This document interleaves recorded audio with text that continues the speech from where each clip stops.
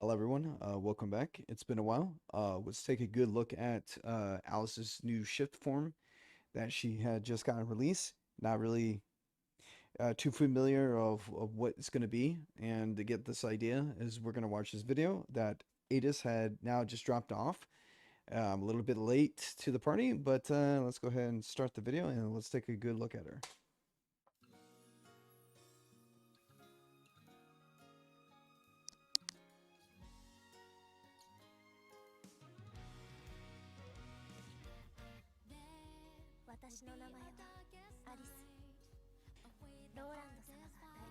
I really don't understand the story too much because I'm not that far in the game to know what is going on.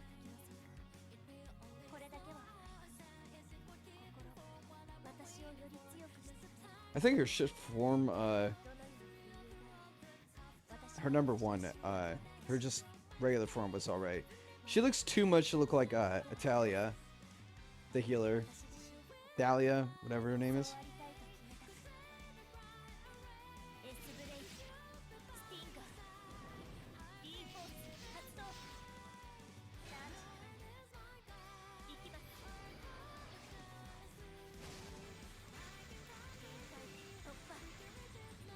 Did she say Opa? I hope she didn't say that. I feel like she said that. Alright, so let's take a look at her traits, okay. So Therium Reactor. When defending an enemy and physical damage cap by 500 plus, special engage by plus 50, or not 50, 5%, max physical damage cap of 5,000. Fill rate doesn't reset each wave. So this wording is like, to me, is very confusing because it says fill rate doesn't reset each wave. So are we talking about that it resets each wave, but it just doesn't? But in the way that it's worded, it's like doesn't reset each wave. So the way I'm thinking it was worded was like, uh, is that it'll reset with each wave, but it doesn't make any sense because you would build up meter. Would say she just clears the whole stage by herself. She builds up that meter, then goes on to the next stage. It resets. Like that doesn't make any sense. So I'm guessing you don't need it to. So when you fill the rate up, it doesn't reset when you go on to the next wave. That's what I'm thinking. What it is. Uh, so when using a special boost, a special power based on how few enemies they are, max damage is so it's like an execution at this point, but with the boost of damage. Not much of an execution, more of like if there are a few enemies, you're going to do a lot more damage, from what I'm understanding. So Ethereum Wing, did I say Ethereum? Ether Wing, when two Ether Sword Machine or Spear are equipped, physical damage are increased by 30%, damage cap by 3,000 damage. Physical damage is taken, so reduced damage taken when attacked, and chance cut and cut physical damage taken effect and resets each wave. So she has a chance to deflect and to do more damage, which is not too bad.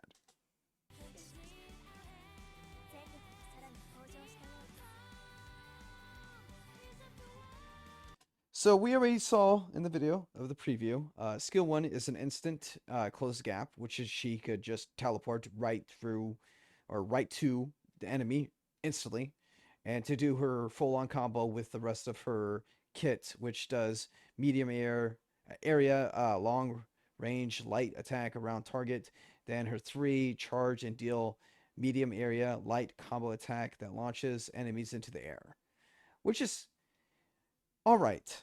I don't think this is the best because there's not a lot of multi hits, and I don't know what she's supposed to be. It's obviously going to be, I think, DPS because the fact is they're trying to raise her cap damage, and they really want to focus on that. But the way she doesn't really multi hit doesn't feel like it's going to be that great.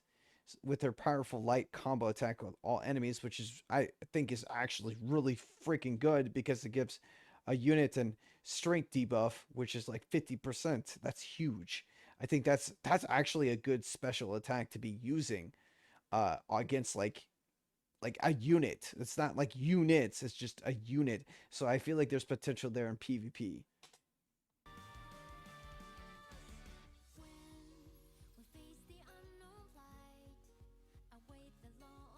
So, so we're looking here at her skills. So consumes all MP, so pretty much like her old form, once per request.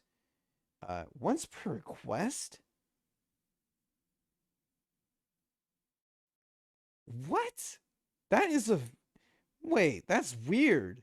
Consumes all MP to restore 100% of units special engage once per request.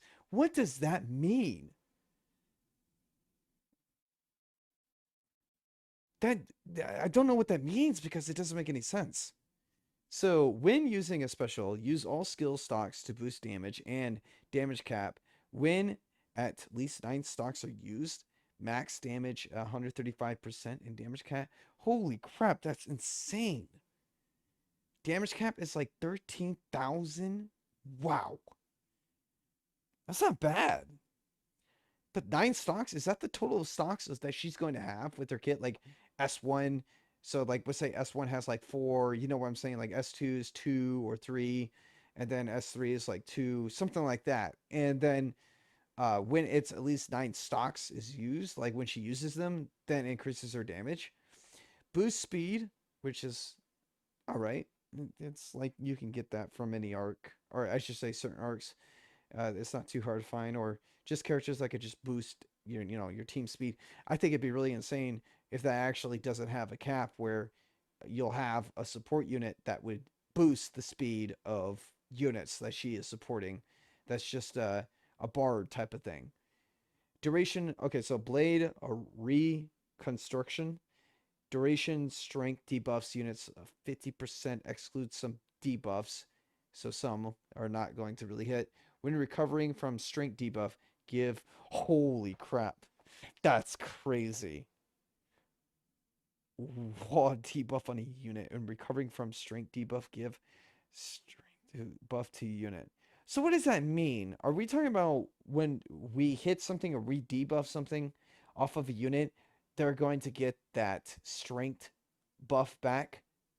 Are we talking about we're giving it to an ally unit? It's not saying an ally. It's saying to the unit that gotten a debuff and then it gives a strength to the buff. Are we talking about she gets a buff? It just says unit. It doesn't say Alice gets this buff.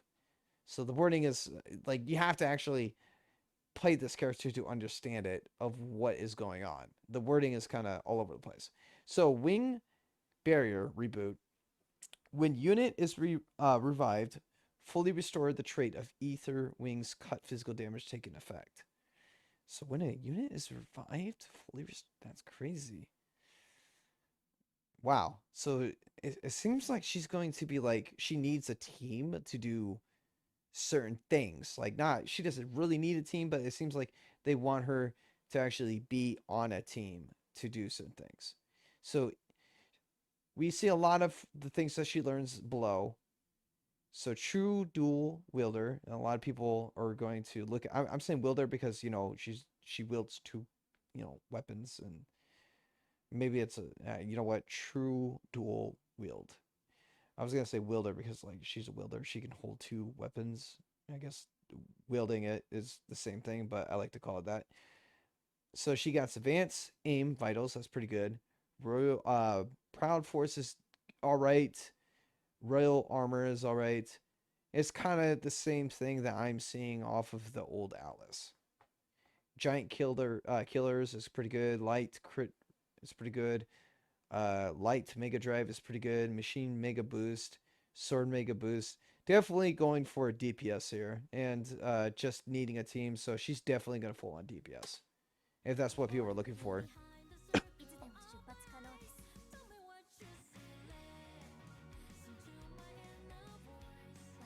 So we're looking at the arc. Okay.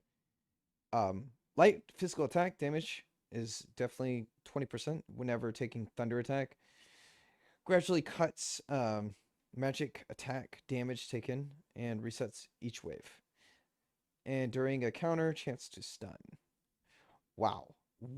I don't remember what counter is in this game. I don't think that. Hmm. So when you learn from this, you get light physical attack and special damage. And empty brave. When MP is 20 or less, you gain strength. That's not bad. Not good. It's not terrible. Life. front.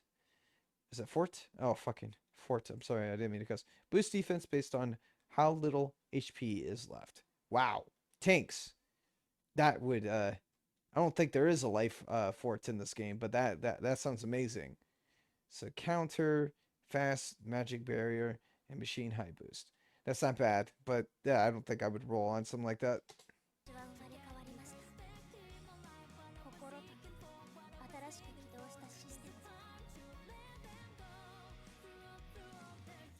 So when she learns this and you get 100% Arc Ether, you're gonna get continue. Ooh, that's not bad. Continuous magic barrier effect. That's not bad. It's not good, not bad, but that's something. That's good for tanks if you're looking for something like that. So the stats given with this weapon or accessory, is this accessory? Yes, accessory. Excuse me. Attribute resistance is light 10 plus, and we're gonna get a curse resistance. It's not bad. Curses, they don't hit very often, in my opinion, unless it's like you're dealing with a boss that has a very high chance of cursing you regardless, and maybe that can help you out. But kind of, eh. Especially with arcs, there's some arcs that do have those things. Especially with oh, I don't remember her name. She's like the psychopath with scissors and everything, and she had an arc that allows you to just use the art skill, and it has a chance to curse and blind and all that stuff. So.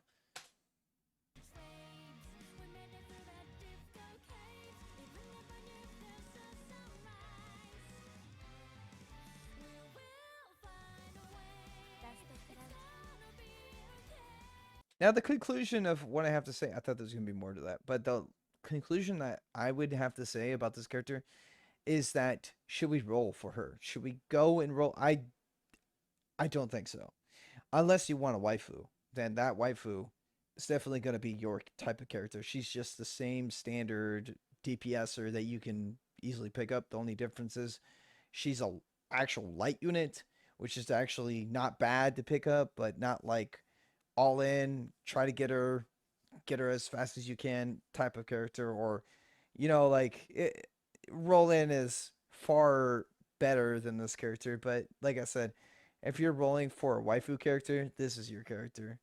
Obviously, if you look at her, it kind of says a lot, but overall, I don't think if I do roll for this character, it'd be only one time. I wouldn't go all in. No chance and no way.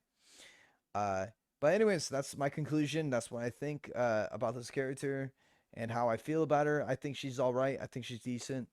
There could be a lot of people proving me wrong, but just looking at her, I mean, she's just the same DPS that you can find all over the place. Anyways, have a wonderful day and be safe, everyone.